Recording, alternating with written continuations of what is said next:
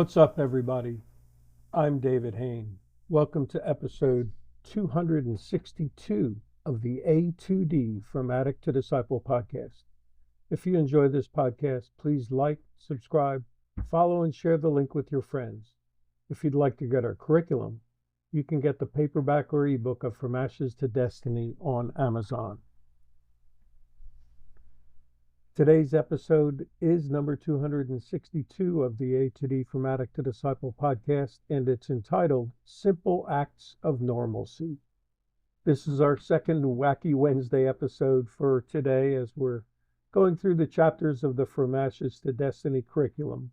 And we're in phase 3, which deals with moral regeneration and positive character development.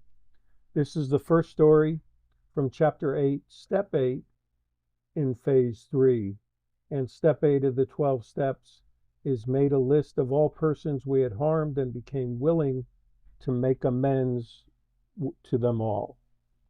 Okay, so it's not making the amends, it's just the willingness, and we're looking at Noreen's story as she began to get that willingness.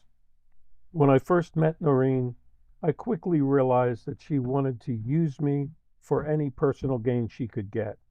She had burned a lot of bridges with friends and family in 6 years of addiction, and no one wanted her back in their life until she was clean for at least 6 months.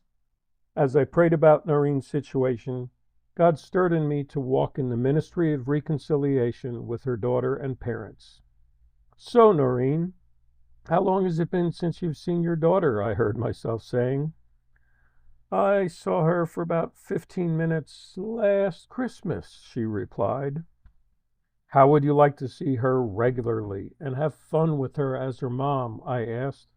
"Oh, my mom would never allow that unless I get clean first," she said.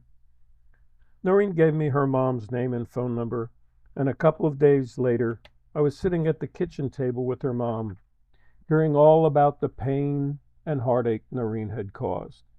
With the boldness that only comes from God, I asked, "Would you be willing to have lunch with me at McDonald's while Noreen and her daughter play on the playground this Wednesday?" With an agitated and fearful look, her mom said, "I don't want her to bring any more hurt to her daughter by raising her hopes that she'll be ready to move home." But God had given me a strategy. I calmly explained, "I'll be sure that Noreen mentions nothing about moving home." As Noreen's mom squirmed, I said, "And I'll make sure that she isn't high or rushing off to get her next fix in the bathroom while we're eating." Much to my surprise, she said, "Okay, what time should we meet?" That Wednesday, we met at McDonald's, and my heart danced to see Noreen playing with her daughter, laughing, jumping, and having fun.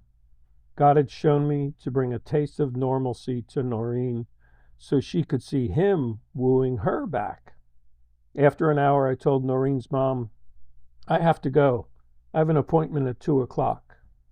I went out to Noreen and her daughter and said, "I'm sorry, but I have to go. We'll do this again real soon."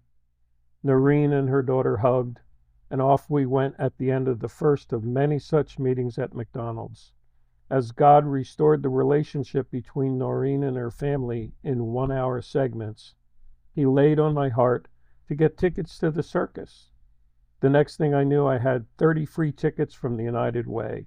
I invited 8 addicts to meet their families at the Spectrum in Philadelphia for the Ringling Brothers Barnum and Bailey Circus. Through simple acts of normalcy like these, or trips to the mall, or Phillies games, God spoke to many addicts that He was calling them back to their families and back to Him. The biggest lesson I learned was that reconciliation is about love, and as love is expressed unconditionally, love fuels forgiveness. Shaw.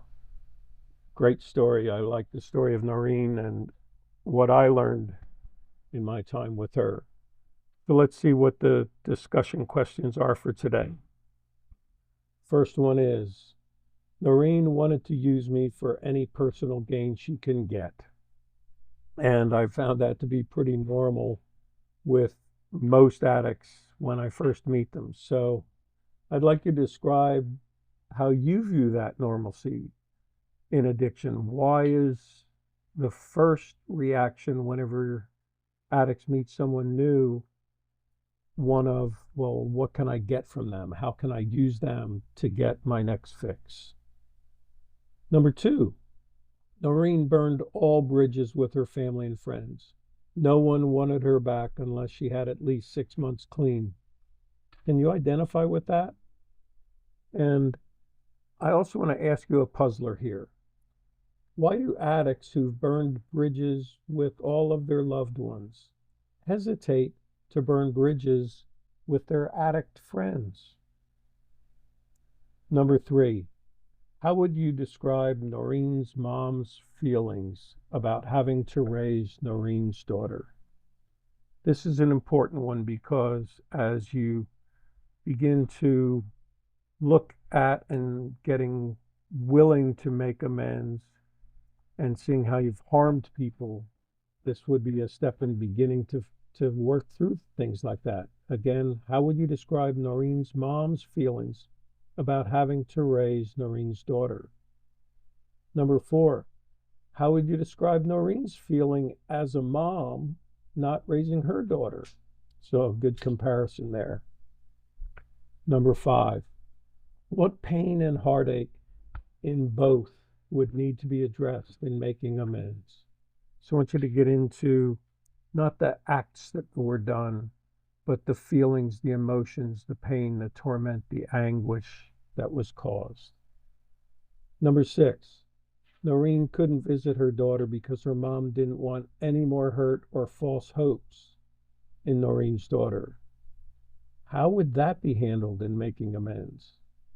How would you handle false hopes? How would you handle the pain of children?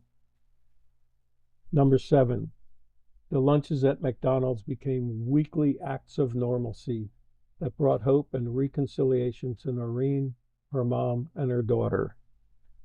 Other acts of normalcy were the circus, the mall, and baseball games. What would be meaningful acts of normalcy for you?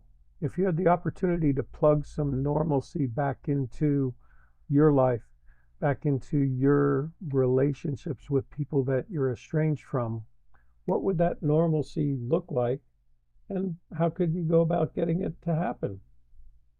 And finally, number eight, how do you react to the sentence, reconciliation is all about love, and love is expressed unconditionally.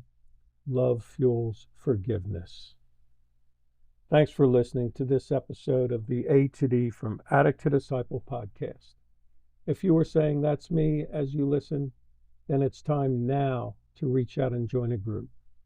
You can message me on the link in this podcast or by email at davidfroma2d@gmail.com or go to my website, www.froma2d.org, and click on the contact page. If you're listening on Spotify, you can leave your comments by clicking on the link they provide on that platform. Keep listening to future podcasts, and as always, stay safe and stay resilient.